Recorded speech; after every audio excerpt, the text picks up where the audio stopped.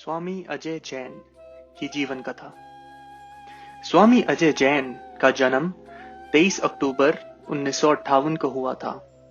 उनके माता पिता श्री पीडी जैन और श्रीमती माया देवी एक साधारण और धार्मिक युगल थे।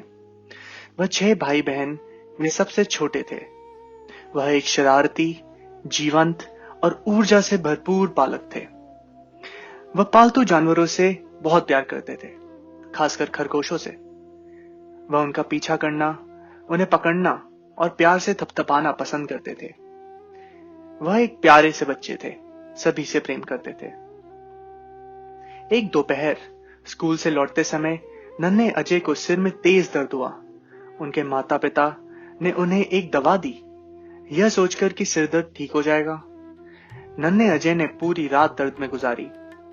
अगली सुबह उठकर अजय ने अपने को तरोताजा महसूस किया, लेकिन उन्हें आश्चर्य हुआ कि वह अपने पैर नहीं उठा सके। उनके माता पिता उन्हें अस्पताल ले गए, जहां डॉक्टर ने छोटे अजय को पोलियो से ग्रसित बताया। उन्हें ऐसी दवाइयां दी गई जिससे उनका पूरा शरीर लकवाग्रस्त हो गया। वह नन्हा बालक, जो अब तक हवा की तरह दौड़ता था, बिस्तर पर पड़ा था, स्थिर था, हिलने डुलने में असमर्थ था। अजय की दुनिया एक खिड़की के पास होकर रह गई थी।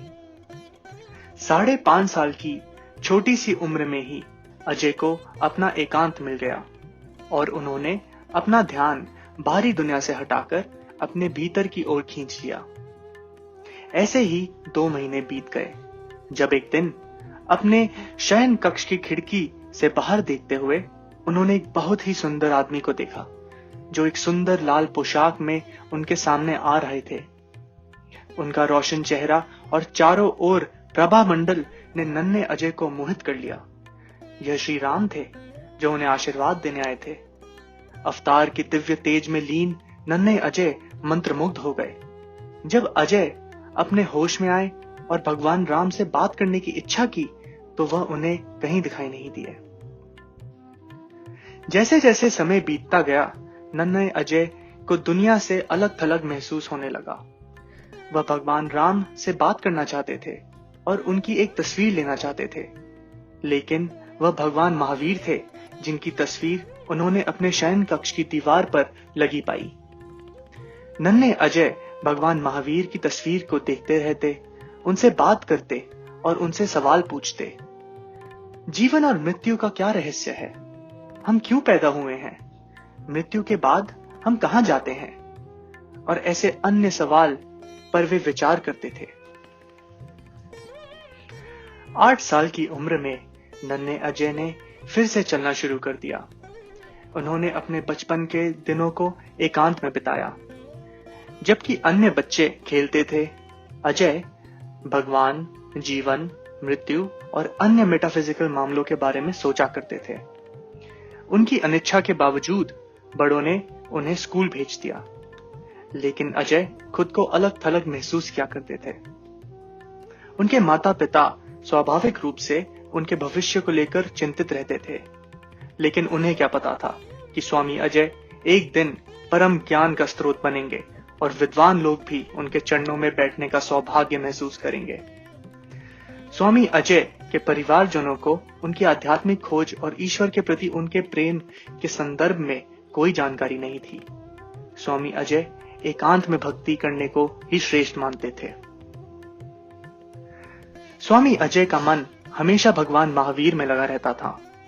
स्कूल की सांसारिक शिक्षाओं से कहीं आगे उन्होंने जीवन के गहरे अर्थों को समझने की कोशिश की। वह मुश्किल से बच्चों के साथ खेल पाते थे और उनकी गतिविधियों में भाग नहीं ले पाते थे। कुछ लड़के उन्हें चिढ़ाते थे और उनका मजाक भी उड़ाते थे। अन्य बच्चे शरारत में स्वामी अजय को धक्का देकर गिरा दिया करते थे और उन पे हंसते थे। कई बार स्वामी अजय बच्चों के शरारती व्यवहार की वजह से घायल भी हुए, लेकिन स्वामी अजय ने कभी अपना आपा नहीं खोया और उन्हें भगवान के अज्ञानी बच्चे कहकर माफ कर दिया। घर पर रहते हुए स्वामी अजय अपना समय ध्यान लगाने में व्यतीत करते थे। आध्यात्मिक मामलों पर विचार करते हुए स्वामी अजय घंटों तक बैठे रहते थे। उन्हें अपना एकांत पसंद था। जब वे ध्यान में बैठते तो उन्होंने अपनी आंखों के सामने बहुत तेज रोशनी दिखाई देती थी। कभी कभी तो पूरा कमरा रोशन हो जाता था। वह इन रोशनियों का अर्थ नहीं जानते थे, लेकिन वह उन्हें पसंद करते थे।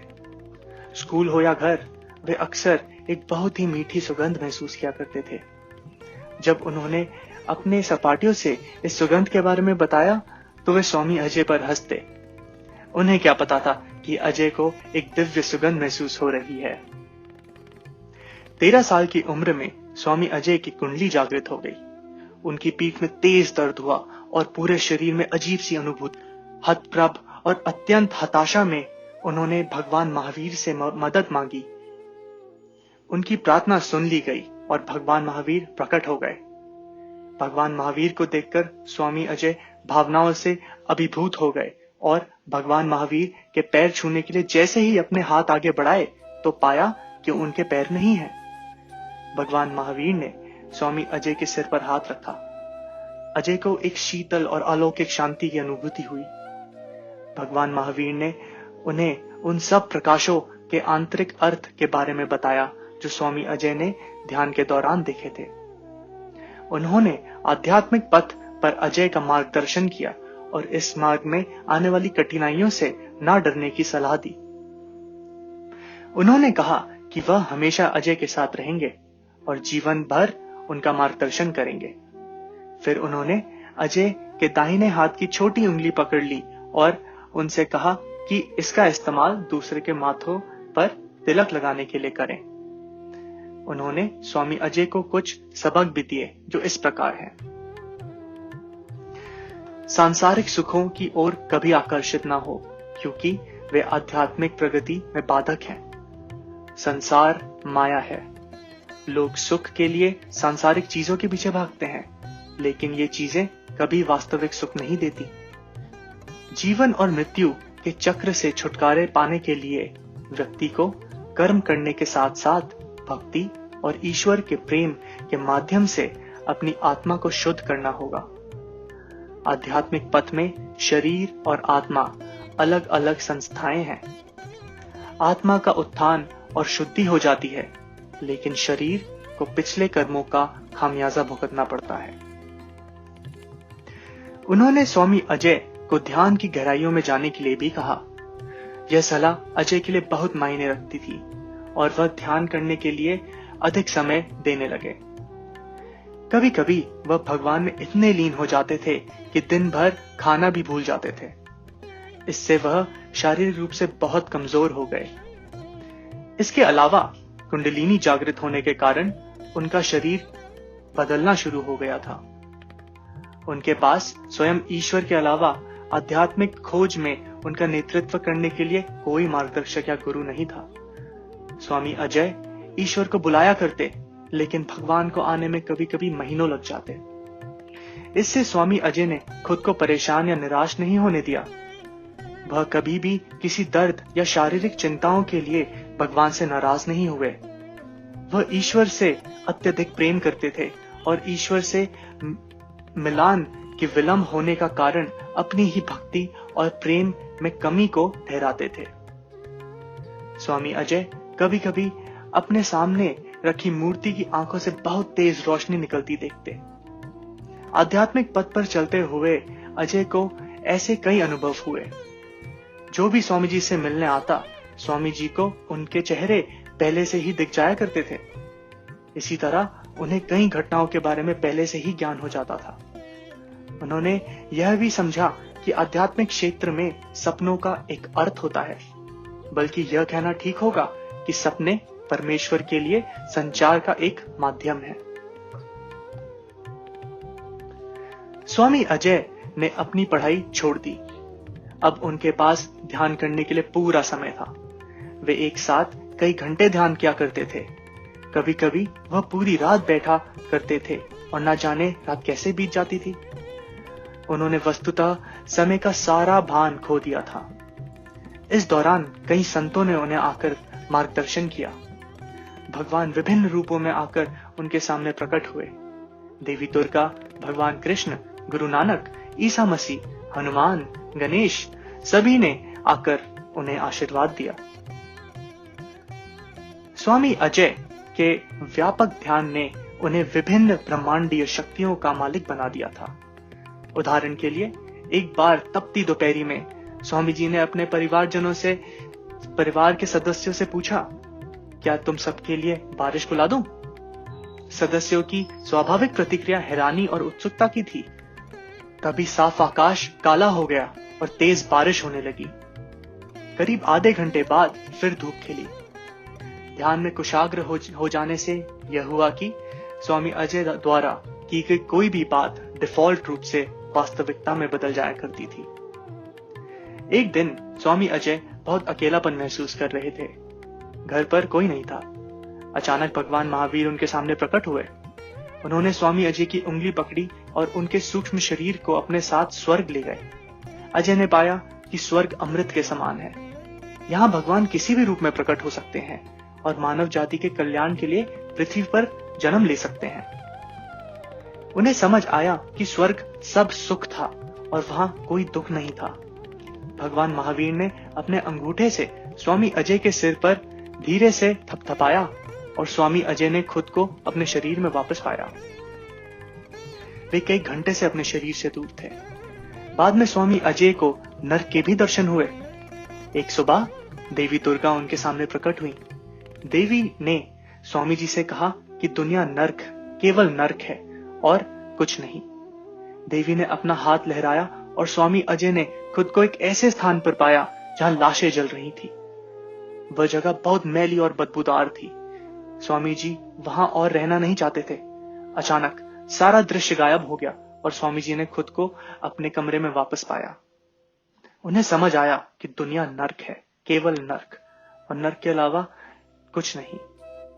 इसलिए उन्होंने माना कि ईश्वर में लीन रहना ही बेहतर है। वह बिस्तर पर लेटे हुए थे, अभी भी बीमार महसूस कर रहे थे, जब देवी दुर्गा ने फिर से अपने दर्शन दिए। मुस्कुराते हुए देवी दुर्गा ने स्वामी जी को आशीर्वाद दिया। स्वामी जी सो गए और शाम को उठने पर बिल्कुल ठीक महसूस करने लगे। एक दिन स्वामी अजय अपने कमरे में बैठे हुए ओम नमः शिवाय मंत्र का जाप करने लगे। कुछ दिनों के बाद स्वामी जी के पास एक सांप आने लगा और उसने स्वामी जी के शरीर पर खुद को लपेट लिया। लेकिन स्वामी जी डरे नहीं। उन्हें ध्यान में भी बहुत सांप दिखाई देते थे। बाद में उन्हें भगवान शिव के भी दर्शन हुए। स्वामी जी को शीघ्र ही हृदय क्षेत्र में दर्द होने लगा और कभी कभी उन्हें लगता कि उनकी छाती फट जाएगी। एक दिन स्वामी जी अपने कमरे में बैठे थे। उनके हृदय में तेज दर्द हुआ और फिर उन्होंने देखा कि उनकी आत्मा उनके शरीर से अलग हो गई है। इसके बाद उन्हें बहुत हल्का महसूस हुआ। आत्मा बहुत तेजी से आगे बढ़ी और उन्होंने देखा कि उनका शरीर वहीं पड़ा हुआ है। उन्होंने सोचा कि वह मर चुके हैं जब भगवान शिव मुस्कुराते हुए प्रकट हुए। उन्होंने महसूस किया कि उनकी आत्मा भगवान शिव के साथ एक हो रही है और उनके शरीर में प्रवेश कर रही है। स्वामी जी जाग गए और अब पूरी तरह से होश में थे। वह जानते थे कि क्या हुआ है। उन्होंने महसूस किया कि वह 15 मिनट के लिए मर चुके थे। उन्होंने अपनी आत्मा को देखा और उन्होंने खुद को पहचान लिया था। यह प्रश्न कि मैं कौन हूं का उत्तर मिल गया था। वह समझ गए थे कि ईश्वर और उनकी अपनी आत्मा के बीच कोई विभाजन नहीं है। वह स्वयं सर्वशक्तिमान का अंश है। ईश्वर कहीं नहीं बल्कि उनके भीतर है। ईश्वर को बाहर नहीं, अपने भीतर खोजना है। तुम वही हो, तत्वमसि। स्वामी जी को अन्य कई आध्यात्मिक अनुभव हुए। अब उन्होंने आध्यात्मवाद के चरम को खोज लिया था, जिससे शून्यता की स्थिति पैदा हो गई थी। अग्नि, जल, वायु, आकाश और पृथ्वी, सभी 5 तत्व उनके शरीर से गुजरते दिखाई देते थे। वह समझ गए थे कि उनका स्थूल शरीर 5 तत्वों से बना है, जो मृत्यु के बाद विभाजित हो जाएगा, जबकि उनकी आत्मा ब्रह्मांड के साथ एक रूप है। इस अनुभव से उनके शरीर में बहुत दर्द हुआ। मृत्यु पर शरीर इन 5 तत्वों में विभाजित हो जाता है, जबकि आत्मा शरीर से मुक्त हो जाती है। आत्मा पिछले कर्मों के अनुसार दूसरा शरीर धारण करती है। मृत्यु के बाद आत्मा इससे पहले कि वह दूसरे क्षेत्र में जाए या कोई अन्य मानव रूप ले 72 घंटे के लिए मुक्त होती है, जिसके दौरान सभी अच्छे और बुरे कर्म एक फिल्म की तरह दिखाई देते हैं। जो लोग अपने जीवन में भक्ति करते हैं और आत्मा अनुभव करते हैं, दोबारा जन्म नहीं लेते। उनकी आत्मा समुद्र में विसर्जित नदी की तरह मोक्ष को प्राप्त कर सर्वशक्तिमान के साथ एक हो जाती है। ऐसे लोगों के लिए आत्मा कुछ सेकंड मुक्त रहकर ही परमात्मा में विलीन हो जाती है। जैसे जैसे व्यक्ति की भक्ति बढ़ती है, उसके कर्म भी अच्छे होने लगते हैं और अलग अलग गंतव्य के लिए आत्मा की प्रतीक्षा अवधि कम हो जाती है। स्वामी जी का कहना है कि आत्म साक्षात्कार के लिए आत्मा और शरीर का अलगाव आवश्यक है। व्यक्ति में अहंकार नहीं रहना चाहिए, मैं का भाव मर जाना चाहिए, सब कुछ वह है। तब व्यक्ति आनंद में रहता है और ना तो क्रोध ना ही कोई भ्रम उस व्यक्ति को परेशान करता है और वह दूसरों के कल्याण के लिए जीता है। तब एहसास होता है कि दुनिया और कुछ नहीं बल्कि माया है। हम सब माया में फंसे हैं, जैसे जाल में मछली। हम सोचते हैं कि ब्रह्मांड वही है जो 5 इंद्रियां हमें दिखाती हैं, लेकिन ऐसा नहीं है। हम अपने शरीर में पिंजरे में बंद पंछी की तरह हैं और अनजाने में पिंजरे को ही पूरा ब्रह्मांड मान लेते हैं। हमें अपनी 5 इंद्रियों से बाहर आना है। हम वास्तव में क्या हैं, यह जानने के लिए हमें अपने भीतर झांकना होगा। जब हम भगवान का ध्यान और उससे प्रेम करते हैं, तो गलत आदतें हमें छोड़ने लगती हैं और अच्छे गुण हम में प्रवेश कर जाते हैं। पवित्रता आत्मा का अंतर्निहित गुण है, लेकिन बुरे कर्म इसे प्रदूषित कर देते हैं, जैसे शांत पानी पर काई का जमना। स्वामी जी कहते हैं, आपको भक्ति, ध्यान और ईश्वर के प्रेम से आत्मा को शुद्ध करना है। तब आपकी आत्मा का प्रकाश चमकेगा और आप उसमें भगवान के दर्शन कर पाएंगे। स्वामी जी कहते हैं कि एक शिष्य अपने गुरु की तरह ही आध्यात्मिक खोज में आगे बढ़ता है। वे भी उसी तरह के आध्यात्मिक अनुभवों से गुजरते हैं जैसे उसके गुरु गुजरते हैं। स्वामी जी ने किसी आध्यात्मिक विषय पर कभी कोई पुस्तक या कोई अन्य दार्शनिक प्रकाशन कभी नहीं पढ़ा। उनके अनुभव ही उनके उपदेश थे और उनका जीवन ही उनका संदेश था। उन्होंने एक सादा जीवन व्यतीत किया। वह अपने भाइयों और बहनों, भतीजों और भतीजियों के साथ एक संयुक्त परिवार में रहते थे और जो कोई भी उनसे मिलने आता था, उनसे वे एक परिवार के सदस्य की तरह ही मिलते थे। वे प्रिय मित्र के समान स्नेही, माता के समान करुणामयी, पिता के समान देखभाल करने वाला, भाई के समान नटखट और बहन के समान चंचल स्वभाव के थे। उनकी एक मुस्कान से सारा समा खुशनुमा हो जाता था और उनकी आवाज में जादू था। उनके मौन में प्रवचन था और उनका तेजस्वी चेहरा स्वयं दिव्य अमृत। स्वामी जी की बातें सरल थीं। सदा खुश रहो, अच्छे विचार रखो, पवित्र बनो, भक्ति करो और परम को प्राप्त करो। वह हम सभी के लिए एक जीवंत उदाहरण थे। केवल हम ही जानते हैं कि उन्होंने हमारे लिए क्या किया और कैसे उन्होंने हमारे जीवन को छुआ है। भक्तों का दावा है कि स्वामी जी के पास अलौकिक शक्तियां थी। यह सच है, वह अनन्य शक्तियों के मालिक थे, लेकिन उनकी परम शक्ति जिसके बारे में वे स्वयं अक्सर बात करते थे, वह दिव्य प्रेम ही थी। प्यार करो, स्वामी जी कहते थे। प्यार से बोलो, प्यार से खाओ, प्यार से पियो, अपने अंदर झांको और प्यार से जियो, जैसा स्वामी जी ने किया था। हम आपसे प्यार करते हैं स्वामी जी। हमें रास्ता दिखाने के लिए बहुत बहुत धन्यवाद। जन्मदिन मुबारक स्वामी जी।